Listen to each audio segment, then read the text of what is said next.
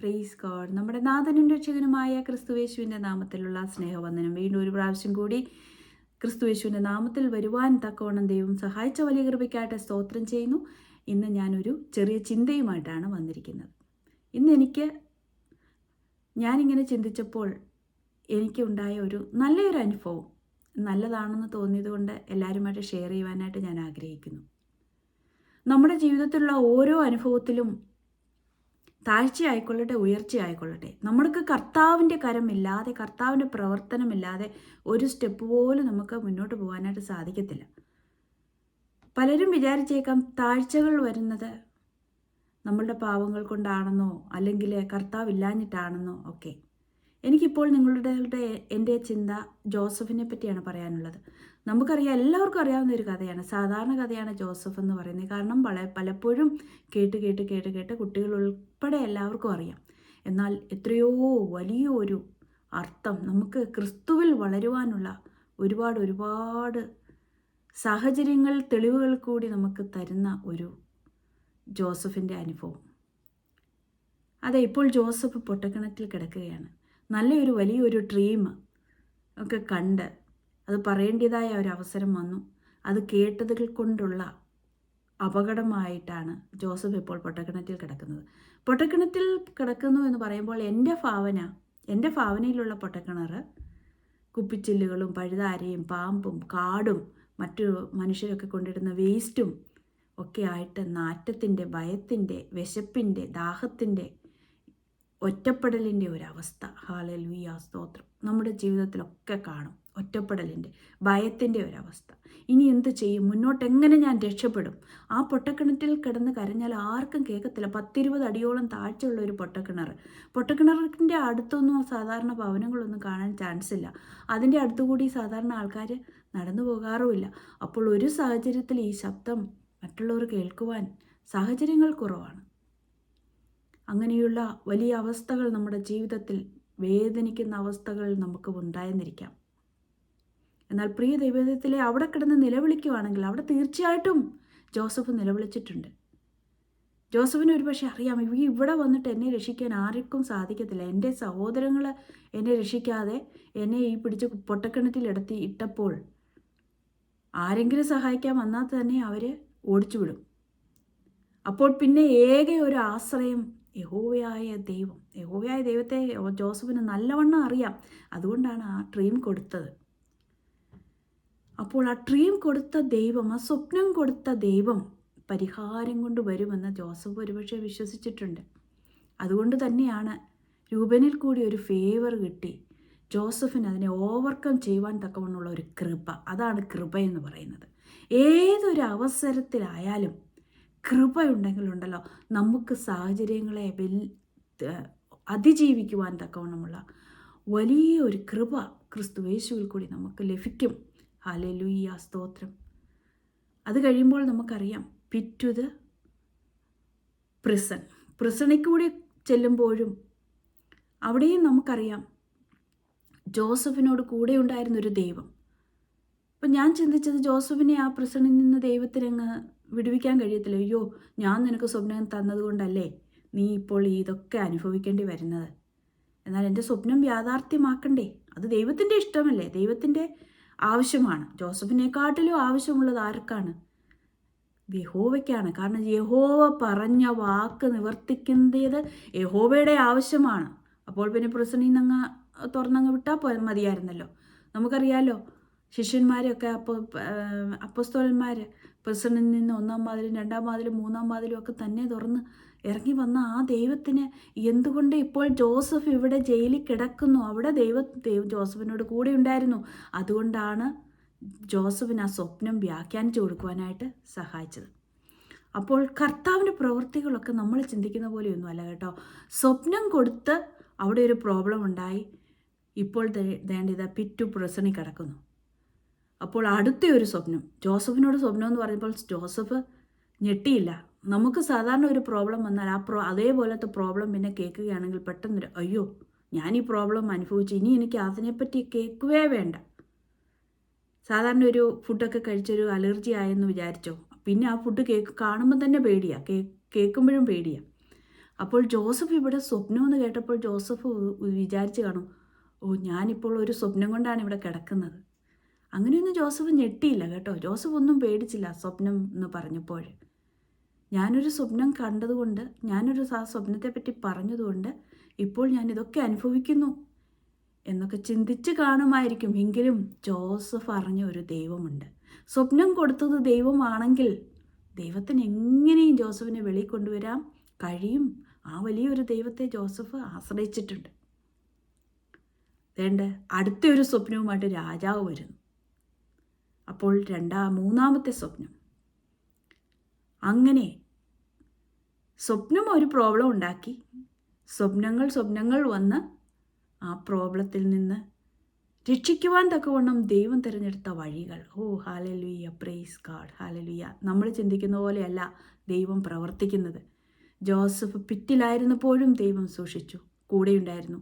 പ്രിസണിനായിരുന്നപ്പോഴും ദൈവം കൂടെയുണ്ടായിരുന്നു. അതുകൊണ്ട് ഇപ്പോൾ കൊട്ടാരത്തിൽ പോവുകയാണ്. കൊട്ടാരത്തിൽ ഒരു സ്വപ്നം. ജോസഫ് ഞെട്ടിയൊന്നുമില്ല കേട്ടോ. ഒരു സ്വപ്നം കൊണ്ട് ഞാൻ ഇതിങ്ങനെയായി, ഇനിയിപ്പോൾ കൊട്ടാരത്തിൽ പോയി ഞാനിനി എന്ത് വ്യാഖ്യാനം പറയും, അവിടെ തലവെട്ടാൻ വേണ്ടി ഇരിക്കുകയാണ്. ജോസഫ് പേടിച്ചില്ല. പേടിയുണ്ടായിരുന്നെങ്കിൽ ജോസഫ് അവിടെ പോകത്തില്ലായിരുന്നു. എനിക്കറിയത്തില്ല എന്ന് പറഞ്ഞേനെ. അല്ലെങ്കിൽ അയാൾ പറയുന്നതിന് രേഖയൊന്നുമില്ലല്ലോ, കള്ളം പറയുകയാണ്, അത് തെറ്റാണ്, എനിക്കങ്ങനെ ഒരു കൃപയില്ല എന്നൊക്കെ പറയാമായിരുന്നു. എന്നാൽ ജോസഫ് ധൈര്യത്തോടു കൂടി പോയി. കാരണം സ്വപ്നം കൊടുത്തത് ദൈവമാണ്. അതുകൊണ്ട് ജോസഫ് പിറ്റി കിടന്നപ്പോഴും ആ ഡ്രീമോട് കൂടിയാണ് കിടക്കുന്നത്. പ്രിസണിൽ കിടന്നപ്പോഴും ആ ഡ്രീമോട് കൂടിയാണ് കിടക്കുന്നത്. അതുകൊണ്ടാണ് പാനപാത്രവാഹകനോട് പറഞ്ഞത്, നീ പാലസിലോട്ടല്ലേ പോകുന്നത്, എന്നെ കൂടി ഒന്ന് ഓർക്കണേ. കാരണം ജോസഫിൻ്റെ ആഗ്രഹം പാലസാണ്. കാരണം അവൻ്റെ ഡ്രീം ഫുൾഫിൽ ചെയ്യുമെന്ന് അവന് നന്നായിട്ട് അറിയായിരുന്നു. Hallelujah, praise God. ഇപ്പം ഞാൻ അനുഭവിക്കുന്നതൊക്കെ ടെമ്പററി. ഹല്ലേലൂയ. അനുഭവിക്കുന്നത് ടെമ്പററി ആയാലും അവിടെയും എന്നെ നടത്തുന്ന വലിയൊരു കൃപയുണ്ടല്ലോ. മറ്റുള്ളവരെ നടത്തും പോലെയല്ല. ഞാൻ പിറ്റിലായാലും ഞാൻ അവിടെ നിന്ന് ഇറങ്ങി വരും, പ്രിസണിലായാലും അവിടെ നിന്ന് ഇറങ്ങി വരും. ഹല്ലേലൂയ, സ്തോത്രം. എന്നിട്ടിപ്പോൾ പാലസിൽ പോയി അവിടെ സ്വപ്നം വ്യാഖ്യാനിച്ചു കൊടുത്തിട്ട് വേണ്ട ഇതാ മന്ത്രിയാകുന്നു. ഹല്ലേലൂയ. ചെറിയൊരു കാര്യമാണോ മന്ത്രിയാകുന്നത്? നമുക്ക് ഭയങ്കര ഈസിയാണ് പറയാൻ, പിറ്റു പാലസ് എന്ന് പറയാൻ. പക്ഷേങ്കിൽ ആ പാലസിൻ്റെ അനുഭവം കിട്ടുമ്പോൾ മാത്രമേ അറിയത്തുള്ളൂ അത് എത്രയും ഭയപ്പെടുത്തുന്നതാണ്, അതെത്രയും ടെൻഷനും ആൻസൈറ്റിയും ഒക്കെ സാധാരണ മനുഷ്യർക്ക് കൊടുക്കുന്നതാണ്. കാരണം ജോലി അറിയണ്ടേ. ഏതെങ്കിലും ഒരു ചെറിയ കാര്യത്തിൽ തെറ്റ് വന്നാൽ പോലും തല പോകുന്ന പ്രശ്നമാണ്. അതും പ്രത്യേകിച്ച് ഈജിപ്ഷ്യൻ പാലസ്. അവിടെ സ്വപ്നം വ്യാഖ്യാനിക്കാൻ കഴിയാഞ്ഞവരെ എല്ലാം തലവെട്ടിക്കൊണ്ടിരിക്കുകയാണ്. അപ്പോഴാണ് ഇവിടെ സ്വപ്നം വ്യാഖ്യാനിച്ചതിൻ്റെ പേരിൽ മന്ത്രിയായിട്ട് പോസ്റ്റ് കിട്ടുകയാണ്. നമുക്ക് മറ്റുള്ള വെളിയിൽ നിന്ന് അങ്ങനെ ഒരു പോസ്റ്റ് കയറുകയാണ്, അവനവിടെ ജോലിക്ക് കയറുകയാണെന്നൊക്കെ പറയാൻ ഭയങ്കര എളുപ്പമാണ്. കയറുന്ന ആൾക്ക് അതിൻ്റെ ആ മാനസിക വിഷമം അറിയത്തുള്ളൂ. യാതൊരു എക്സ്പീരിയൻസും അവിടെ ഇല്ല, ഒരു നോളജും ഇല്ല, ഒരു പ്രയർ നോളജും ഒന്നുമില്ല. ആ എടുത്തവൻ എന്നെ പൊട്ടനാണോ? രാജാവാണ്. കാരണം എടുത്തവന്, ആ രാജാവിന് അറിയാം ഈ മനുഷ്യൻ്റെ കഴിവല്ല, ഈവനിൽ ആയിരിക്കുന്ന ദൈവത്തിൻ്റെ കൃപയാൽ എൻ്റെ രാജ്യം ഭംഗിയായിട്ട് പോകും. അതുപോലെ തന്നെ ജോസഫിനും അറിയാം, സാധാരണ മനുഷ്യൻ ഒരു എക്സ്പീരിയൻസും നോളജും ഇല്ലാത്തൊരു പാലസിൽ കയറി ആർക്ക് മന്ത്രിയാകാൻ പറ്റും? അവനത് കേൾക്കുമ്പോൾ തന്നെ ടെൻഷനായിട്ട് താഴെ വീഴും. കാരണം എന്തെങ്കിലുമൊക്കെ കാണിച്ച് കൂട്ടിയാലേ ആ രാജ്യം മൊത്തം തകർന്നു പോകും. എന്നാൽ ജോസഫ് അവിടെ ഭയമില്ലാതെ ധൈര്യത്തോടു കൂടി നിന്നു. പിറ്റിലും അവൻ ധൈര്യത്തോടെ നിന്നു, പ്രിസണിലും ധൈര്യത്തോടെ നിന്നു, പൊത്തിഫേറിൻ്റെ ഭവനത്തിലും ധൈര്യത്തോടു കൂടി നിന്നു, പാലസിലും ധൈര്യത്തോടു കൂടി നിന്നു. Hallelujah, praise God. ഒരു സ്വപ്നത്താൽ ഞാൻ ഇങ്ങനെ തകർന്നു പോയി എന്ന് പറഞ്ഞ് സ്വപ്നം പിന്നെയും സ്വപ്നം കണ്ടപ്പോൾ പേടിച്ചില്ല. ഇനി ഈ ദൈവത്തെ വേണ്ട എന്ന് പറഞ്ഞ് വേണ്ടാത്ത പാപത്തിൻ്റെ വഴികളിലൊന്നും നടന്നില്ല. ചിലപ്പോഴൊക്കെ പറയും ടെൻഷൻ, ചിലരൊക്കെ പറയും ടെൻഷൻ മാറ്റാൻ വേണ്ടി ഞാൻ അല്പം കഴിക്കുകയാണെന്ന്. പിറ്റിക്കിടക്കുന്നതിൻ്റെ അത്രയും ടെൻഷൻ വേറെ വല്ലതും ഉണ്ടോ? അതുപോലെ തന്നെ പാലസിൽ ഒരു ഉയർന്ന ജോലി കിട്ടുന്ന പോലെ തന്നെ ഒരു ടെൻഷനും വേറെയില്ല. അതുകൊണ്ടാണ് വലിയ വലിയ ഉദ്യോഗസ്ഥന്മാരൊക്കെ അല്പം അടിച്ചു എന്നൊക്കെ പറയുന്നത് കേൾക്കാം, ആൽക്കഹോളിസം ഒക്കെ, കാരണം അവരുടെ ടെൻഷൻ മാറാൻ വേണ്ടി. എന്നാൽ ജോസഫ് തൻ്റെ ശരീരത്തെ വിശുദ്ധിയോടുകൂടി സൂക്ഷിച്ചു, പിറ്റിക്കിടന്നപ്പോഴും പാലസിൽ കിടന്നപ്പോഴും. അതാണ് ദൈവകൃപ. ഒരു സ്വപ്നം തകർത്തു എങ്കിൽ കേട്ട വേണ്ടാത്ത സ്വപ്നമൊക്കെ കേൾക്കുമ്പോൾ അവന് ഭയവും വന്നില്ല. അതാണ് ദൈവകൃപ. ഇനിയൊരു സ്വപ്നം വരും എന്നെ ഉയർത്തുവാൻ, എൻ്റെ ഡ്രീം ഫുൾഫിൽ ആയിട്ടില്ല, ഞാൻ എവിടെയായാലും എൻ്റെ ഡ്രീം ഫുൾഫിൽ തന്നെ ആയിരിക്കും, കാരണം അത് പറഞ്ഞവൻ വലിയവനാകിയാൽ. സ്തോത്രം. അങ്ങനെ ആ പാലസിൽ മന്ത്രിയാകുവാൻ മാനുഷിക ബുദ്ധികൾക്കോ എക്സ്പീരിയൻസിനോ കഴിവില്ലാത്ത സ്ഥാനത്ത് ദൈവകൃപയാൽ ജോസഫ് മന്ത്രിയാകുകയാണ്. Hallelujah, praise God. അങ്ങനെ അവിടെ ഒരു വലിയ രാജ്യത്തിൻ്റെ ക്ഷാമം മാറി. ഹല്ലേലൂയ. ക്ഷാമം എങ്ങനെ മാറി? ക്ഷാമത്തെ അങ്ങ് മാറ്റിയോ? ഇപ്പോൾ ജോസഫ് വേണമെങ്കിൽ പ്രാർത്ഥിച്ചിട്ട് ആ ക്ഷാമത്തെ അങ്ങ് മാറ്റായിരുന്നല്ലോ. രാജാവിന് പറയായിരുന്നല്ലോ, ഓ നിൻ്റെ ദൈവം വലിയതല്ലേ, ഇത്രയും വലിയ നീ കേൾക്കാത്ത ഒരു സ്വപ്നത്തെ പറഞ്ഞു തന്നിട്ട് സ്വപ്നം അങ്ങോട്ട് പറഞ്ഞു കൊടുക്കുകയായിരുന്നു. എന്നിട്ട് സ്വപ്നത്തിൻ്റെ ഇൻ്റർപ്രിട്ടേഷനും നടന്നു. അപ്പോൾ രാജാവിന് വേണേൽ പറയാം, എന്നാൽ പിന്നെ നീ അങ്ങ് പ്രാർത്ഥിച്ചോ, നിൻ്റെ ദൈവം ഈ ക്ഷാമം അങ്ങ് മാറ്റി എൻ്റെ രാജ്യത്തെ അനുഗ്രഹിക്കാൻ വേണ്ടി, പ്രോസ്പർ ചെയ്യാൻ വേണ്ടി അങ്ങ് പ്രാർത്ഥിച്ചോ എന്ന് രാജാവ് പറഞ്ഞോ? ഇല്ല. ആ ജോസഫിൻ്റെ ദൈവം എന്ത് ചെയ്താലും അത് നല്ലതായിരിക്കുമെന്ന് രാജാവും വിശ്വസിച്ച് കാണും. ജോസഫ് പ്രാർത്ഥിച്ചോ, കർത്താവേ ക്ഷാമം വരലേ, ഞാനിരിക്കുമ്പോൾ ക്ഷാമം വരലേ എന്ന് പ്രാർത്ഥിച്ചോ? ഇല്ല.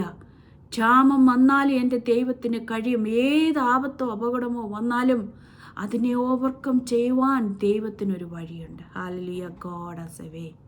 നിങ്ങളുടെ ഓരോ വഴിയിലും ദൈവത്തിനൊരു വഴിയുണ്ട്. ഹല്ലേലൂയ. ഏതെങ്കിലും അവസ്ഥയിൽ തകർന്ന് വിഷമിച്ച് സങ്കടത്തോടു കൂടി ഇരിക്കുകയാണോ ദൈവ പൈതലേ? ദൈവത്തിനൊരു വഴിയുണ്ട്. പിറ്റിലിട്ട ജോസഫിനെ എഴുന്നേൽപ്പിച്ച് അവിടെ നിന്ന് ആ ഇട്ടവനെ കൊണ്ട് തന്നെ എടുപ്പിച്ച ഒരു ദൈവം ജീവിക്കുന്നു. ഏതൊരു സാഹചര്യത്തിലാണോ നീ കുഴിയിലായിപ്പോയത്, ഏതൊരു സാഹചര്യത്തിലാണോ നിൻ്റെ ജീവിതത്തിൽ ക്ഷാമം വന്നത്, ആരോഗ്യത്തിൻ്റെ ക്ഷാമമായിക്കൊള്ളട്ടെ, സാമ്പത്തികത്തിൻ്റെ ക്ഷാമമായിക്കൊള്ളട്ടെ, വേർപാടുകളുടെ ക്ഷാമമായിക്കൊള്ളട്ടെ, ഏതൊരു ക്ഷാമമായാലും കർത്താവിന് ക്ഷാമം മാറ്റാൻ കഴിയുമെന്നാൽ ക്ഷാമത്തിലും നിന്നെ ക്ഷേമത്തോടുകൂടി പോറ്റുന്ന ഒരു ദൈവം. ഹല്ലേലൂയ, സ്തോത്രം, പ്രൈസ് ഗോഡ്. അനേകരെ ആ ക്ഷാമകാലത്ത് പോറ്റുവാൻ തക്കവണ്ണം ജോസഫിന് ബുദ്ധി കൊടുത്ത ഒരു ദൈവം, അത് എൻ്റെയും നിങ്ങളുടെയും ദൈവമാണ് കേട്ടോ. Hallelujah, praise God, praise God, praise God. Hallelujah. പിറ്റിൽ മാത്രമല്ല, പാലസിലും നമുക്ക് ദൈവത്തെ ആവശ്യമുണ്ട്. ആ ദൈവത്തിൻ്റെ വലിയ സാന്നിധ്യമില്ല എങ്കിൽ ഇതൊന്നും തരണം ചെയ്യുവാൻ ജോസഫിന് കഴിയുമായിരുന്നില്ല. നമ്മളുടെ ഓരോ അവസ്ഥയിലും നമ്മുടെ ഓരോ ഉയർച്ചയിലും നമുക്ക് ദൈവത്തെ ആവശ്യമാണ്. നമ്മൾ തകർന്നു പോകുന്നവരായി തീരരുത്. ഏതെങ്കിലും ആപത്ത് വന്നുകൊണ്ട് തകർന്നു പോവുകയോ, ഏതെങ്കിലും നമ്മൾ പ്രതീക്ഷിക്കാത്ത രീതിയിലുള്ള ഏതെങ്കിലും പ്രശ്നങ്ങൾ വരുമ്പോൾ അത് കണ്ട് ഭയപ്പെട്ട് തകർന്നു പോകുകയോ, വേണ്ടാത്ത രീതിയിലുള്ള ദുർമാർഗത്തിലായി പോവുകയോ ചെയ്യാതെ ദൈവത്തോടു കൂടി വസിക്കുക. നല്ല കാര്യങ്ങൾ വരുമ്പോഴും നമുക്ക് ടെൻഷൻ വരുവാൻ ചാൻസ് ഉണ്ട്. അപ്പോഴും ദൈവത്തോട് കൂടെ ഇരിക്കുക. ഈ ദൈവത്തിന് മാത്രമേ നിങ്ങളോട് കൂടെ ഇരിക്കുവാനും നിങ്ങളുടെ ഓരോ ആവശ്യങ്ങളും നിവർത്തിച്ചു തരുവാനും സാധിക്കത്തുള്ളൂ. ആ രാജ്യത്തുണ്ടായിരുന്ന രാജാവിന് അവരുടെ ക്ഷാമം മാറ്റുവാൻ കഴിഞ്ഞിരുന്നില്ല. ജോസഫിന് കഴിഞ്ഞു, മന്ത്രിയായ ജോസഫിന്. ഹല്ലേലൂയ, സ്തോത്രം. ക്ഷാമത്തിലും ക്ഷേമമായി പുലർത്തുന്ന ഒരു ദൈവത്തെ ജോസഫ് അറിഞ്ഞു. ജോസഫ് മാത്രമല്ല, രാജാവ് അറിഞ്ഞു, ആ രാജ്യം മുഴുവനും അറിഞ്ഞു. ആ അടുത്തുള്ള നെയ്ബറിങ് കൺട്രീസിലുള്ള അവരും ഈ വലിയ ആ ജോസഫിൻ്റെ ദൈവത്തെപ്പറ്റി കേട്ടു, അറിഞ്ഞു, അനുഭവിച്ചു. Praise God. ആ ദൈവം നിങ്ങളെയും ക്ഷാമകാലത്തും ക്ഷേമമായിട്ട് പോറ്റും. ക്ഷാമം മാറ്റുവാൻ വേണ്ടി മാത്രമല്ല പ്രാർത്ഥിക്കേണ്ടത്, കർത്താവെ ഇത് തരണം ചെയ്യുവാൻ എന്നെ സഹായിക്കണമേ എന്ന് പ്രാർത്ഥിച്ചാൽ മതി.